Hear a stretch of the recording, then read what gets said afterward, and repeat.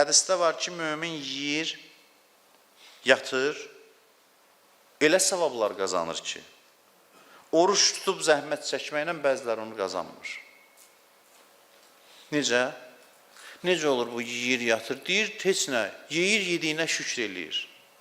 Görür, var məndə bu, var, görür, ona şükür eləyir. Oruç savabı yazılır. Niyə?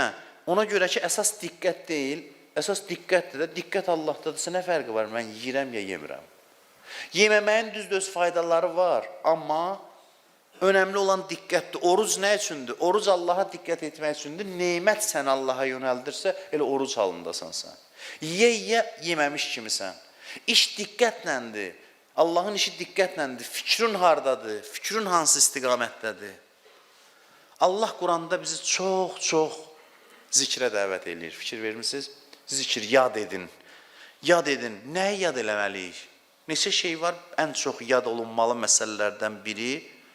Buyurur ki, uzkuru ni'mətallah aleykum. Allahın neymətlərini, neymətini yad edin. Zikir Quranda çox yerdə neymətin yanında gəlir. Neymətlərin yanında gəlir.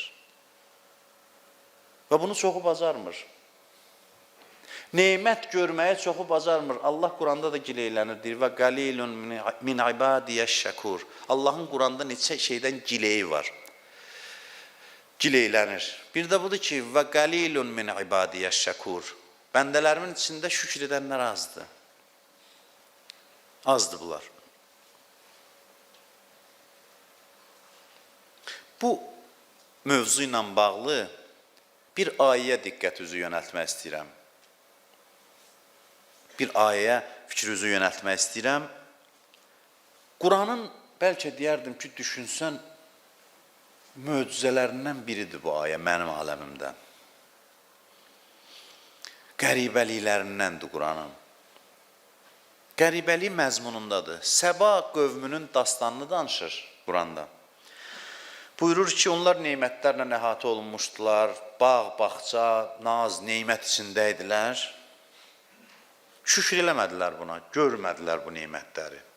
Görmədilər və Allah aldı əllərindən. Bunların bağ bağçası yandı, qurudu, deyir, acı zəhərli meyvələr yetişirdi, pis qoxulu meyvələr yetişirdi. Bunu danışandan sonra, bax, bu ayə maraqlı ayədir. Allah buyurur ki, həl nucazi illəl kəfur, dəhşət sözdür bu. Buyurur ki, məgər biz naşükürlükdən başqa bir şeyə cəza veririk? Məyər biz naşükürdən başqa kimisə cəzalandırırıq? Bizim cəzalandırdığımız varsa ancaq naşükürlükdür. Bəs biz elə bilirdik ki, günaha da görə cəza verirlər. Günaha görə də cəza ona görə verirlər ki, günah naşükürlüyün nəticəsidir. Naşükürlüyün nəticəsidir. Savaba ona görə dəyər verirlər ki, savab şükrün nəticəsidir. Mövzu şükr imiş. Allah deyib, biz məyəm naşükürdən başqasına cəza veririk.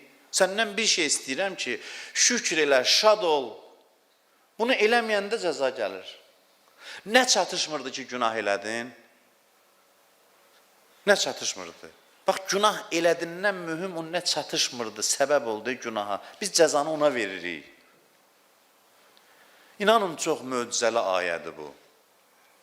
Biz cəzanı günahdan çox günahı yaradan hala veririk. Sənin nə haqqın var idi ki, şad olmayasan? Nə haqqın tələb mənasında yox? Niyə sənin ağlın çatmır? Ağlın bu qədər çatmır ki, sevinmirsən. Sevinmək üçün ağıl lazımdır. Düzgün baxmaq lazımdır. Sən demə, bütün mükafatlar Quran deyir, şükrə görədir. Bütün cəzalar naşükürlüyə görə.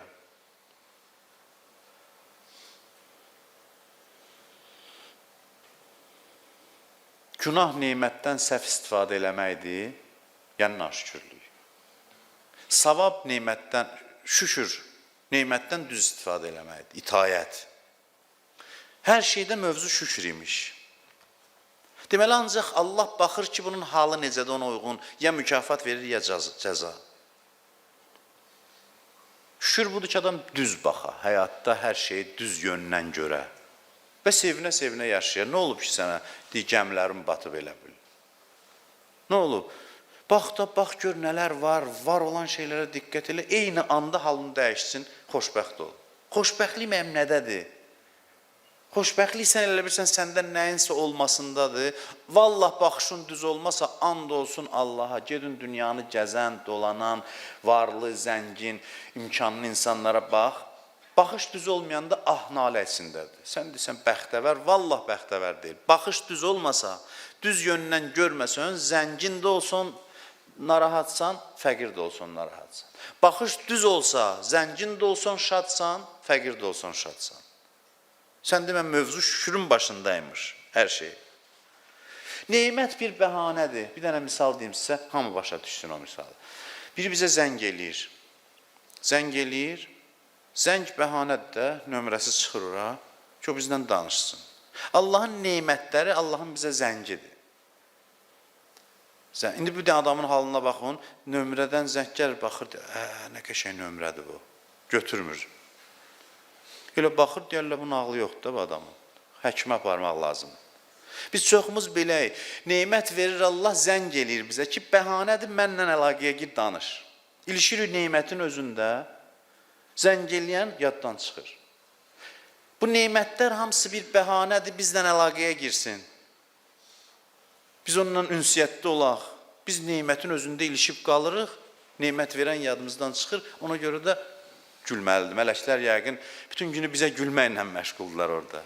Ki, bu necə bəndələrdir bunlar? Hardan gəliblər bunlar? Nə düşüncədədirlər?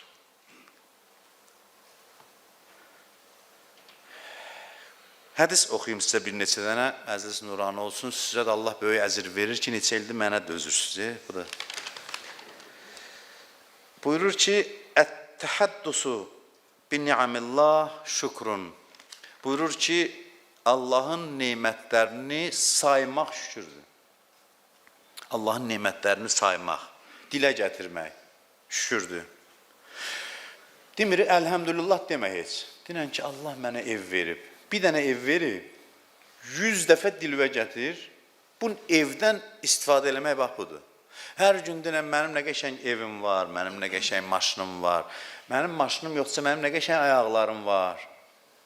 Ayaqlara görə savab, bu ayağı bir dəfə veriblər sənə, sən 100 dəfə de, Allah deyir ki, bu ayaqdan savab yazın buna. Bir ayaqdan nə qədər bəhrələnmək olar. Evdən nə qədər bəhrələnmək olar? Evdən bəhrələnmək budur ki, evin içində yatasan, durasan, yiyəsən. Evdən bəhrələnmək budur ki, hər gün deyəsən ki, şükür ki, evim var. Bu bir dənə evdir, bir dəfə verilib. 100 dəfə də savab qazanırsan o evin hesabına. Savab qazanırsan, biraz bəsit çıxmasını, yəni inkişaf edirsən, böyüyürsən.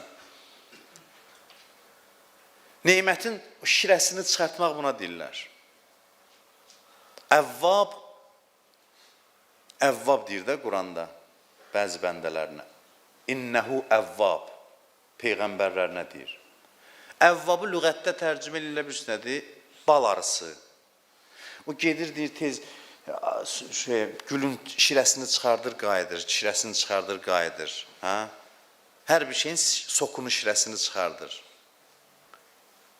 Mömin bəndələrində belə tərif edir. Bir dənə evin şirəsini çıxardır, evdən maksimum faydalanır, necə onu sadalamaqla. Hər gün deyən, şükür ki, mənim bu evim var, şükür mənim paltarım var, şükür mənim belə bir surətim var. Hər gün bunu denən, Allah deyir, elə bu şükürdür. Heç şükür deməyə, denən ki, mənim evim var, Allah mənə ev verib. Deyir, əlhəmdülillah deməsən də şükürdür. Fikrin yönəldi neymət verənə. Əsas budur. Dildə adam var, əlhəmdülillah, əlhəmdülillah, əlhəmdülillah deyir, amma gözü ondadır ki, niyə onda var, məndə yoxdur, əlhəmdülillah. Bu əlhəmdülillah deyil, bu zikir deyil. Zikir haldır, daxildə olan vəziyyətdir. Yəni, vəziyyətin necədir? Hansı tərəfinə baxırsan, odur. Şükrün mənası budur. Buyurur ki, Ət-təhəddusu bin-ni'amillah şükrun və tərkü zalikə kufrun. Deyir, neymətləri sadalamaq şükürdür, sadalamamaq naşükürlük. Heç nə eləmirəm, sadalamıram. Deyir, niyə sadalamırsan? Vermişəm axı sənə. Sadala keyfin çıxart da həyatın. Sadala deyən, bu var, heç nə səhərdən axşamacan say. Hasan fürsət oldu, deyən, doğrudan hava yaradı, yağış mənim üçün yağır. Böyle bir sən ancaq şairlərdə olmalıdır, bu insanın ruhiyyəsi. And olsun Allaha tək-tək hər biri üçün yağışı yağdırır. Sən demə bizim üçün. Hamımız deyin ki, mənim üçün bugün günəş çıxıb. Görün gün necə fərqli olur. Görün necə xoş əhval ruhiyyədə olursan. Deyib bunları tərk eləmək, bu nemətləri görməyib yaşamaq elə naşükürlükdür. Bunu görməyib yaşamaq naşükürlükdür. Gözəl hədislərdir bunlar. Buyurur ki, mən ən'aməllah aleyhi bi ni'mətin fə'ərəfəha bi qəlbi fəqəd ədda şükraha. Buyurur ki, Allah bir insana nemət verdisə və o da bu nemətin Allahdan olduğunu bildisə, bu şükürünü yerinə yetirdi. Yəni, diqqəti getdi nemət verənə. And olsun Allaha, Allah bütün günü bizim fikrimizlə məşğul. Fikri hardadır? Fikir getdisə bu nemət verənə, deyir, o şükürünü əda elədi, şükürünü yerinə yetirdi.